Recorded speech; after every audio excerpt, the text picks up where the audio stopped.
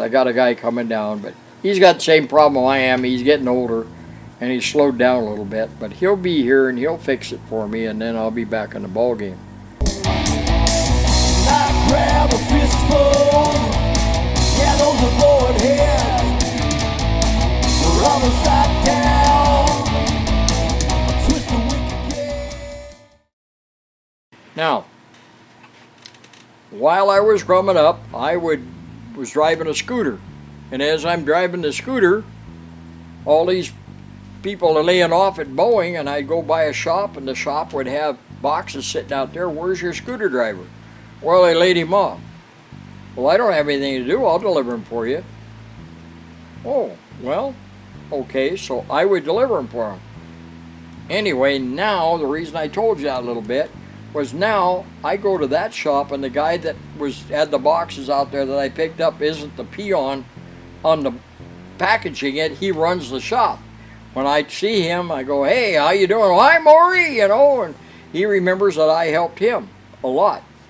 Nevertheless, what I was going to tell you is that there's some of the things that people don't even understand these Germans seem to know.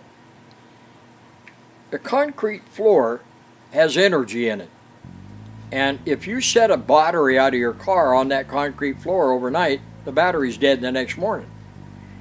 And I begin to realize that when you have a car wheel, whatever the size, if it's made out of aluminum, it's under stress. It's sitting there all crunched up like this. And you need to relax it. Well, what relaxes it? Heat does. A lot of times you put heat on. The trouble with heat is it'll pull the paint off. It'll change the metal into some other kind. It isn't the same metal in that area as what the rest of the wheel is. You got to be really careful on heat. But I found that if you set the dent down on the concrete in front of low temperature heat for 4 to 6 hours, it goes from all tight like this down to relaxing. Now you put that over on a rubber mat, get out your shot hammer, which has got sand or lead or whatever inside of the rubber, and you hit it. Now what happens, I don't know if you understand that, when you hit it, the mat, the outside of the hammer hits, and right behind it is the inside, so you get bam, bam. Now, why is that important? Bam shakes the molecules up, bam moves them, because they're all separated apart. We can't see it, but the part gets larger when you hit that first shot, and then the sand hits behind it, and it moves apart. And you take it a little while, put it back on the concrete, relax it even more. Pretty soon, you keep working, you got a round wheel. The dent is gone. There's a couple of people out there have tried it. They put, hydraulic presses in and molds and this and that and the other, and they heat it up. But the problem is what I mentioned earlier. You heat this up over here, it's different than over there and over there on the wheel. Get back on the road, the first time it hits the chuck hole, it's got the dent back in the same location because it's a lot softer. So what I do is got to do with molecules. What they're doing is got to do with how hard and how soft it is. So it kind of works out, and all of that was from those Germans. And some of the things they would tell me and show me, you'd never learn anyplace else but from them. I don't even know how they ever learned it, but they did. And they're really sharp people. And I really enjoyed it. By the way, there was one guy in there was not a German in that whole shop section. It was called Optics, and he was a Cockney, which is downtown London. There's a group of people, and they kind of sound like Aussies or New Zealanders in the way they talk. But boy, if you call them that, you're likely to get your nose bent. But he was sharper in attack too, and he had all of these English tools, wrenches, sockets, things like that. But he didn't have anything for American, and of course everything that Boeing was making was American. And I saw that, and they called it Whitworth, coming out of England. And I said to him, what do you use him for? And he goes, well, I don't anymore, and I'm really having problems. And I said, well, I'll tell you what, I'll buy you some Craftsman tools, and I'll swap you straight across. He looked at me funny. He goes, you're kidding. I said, well, I work on motorcycles and Triumphs and Nortons and Enfields and BSAs. They're all English. So we're talking Whitworth, and I need anything. You can't buy it over here at that time. You could now maybe. So I did. I bought some Craftsman tools and traded him straight across. I still have them. All I did was just lay them down, take a can of paint, and paint across them so you don't have to look through it. You just look at a color and there it is. So you got a green one is all Whitworth. You got a brown, a red one is all, metric, and then anything else is American. And then my stepfather, my dad passed away, and my mom remarried later, 10, 15 years later.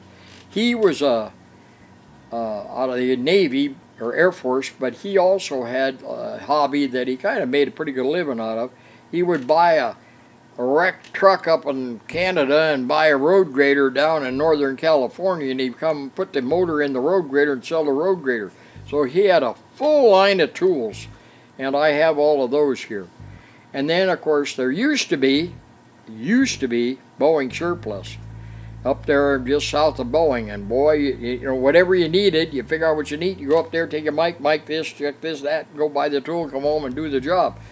But it ain't there no more. And most of the stuff that you buy in, different companies around, Harbor Tool or whatever, isn't the quality that Boeing had, because there's, they don't want to have to do it over or do it again and have wreck whatever they're doing because of some stupid tooling.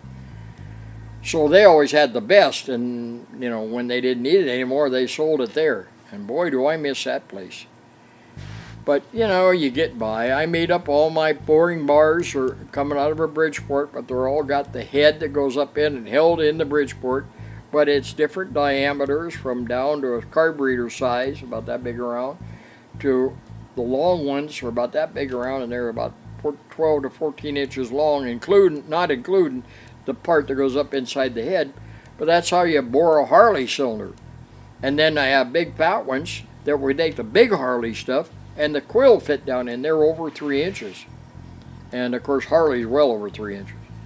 So a lot of people don't understand it, but I use carbide tipped tools to bore with, and they'll tell you, if you get with them, maybe not now, but in the old days, they tell you that won't work on cast iron. Well, it won't if you grind it to how the normal people, but if you change the grinding over to a certain grind, it'll work beautiful in there. So that's what I've done all these years, use a lathe tool in a boring bar to bore a cylinder. I hone on a Sun and Hone was used originally for rods, and they had a rod sticking out. You set the rod down and honed the rod on that until it was the right diameter, and then put the inserts in, and away you went. I just use it to do the honing on the cylinders. And you got to have all the different size hones, but I have them.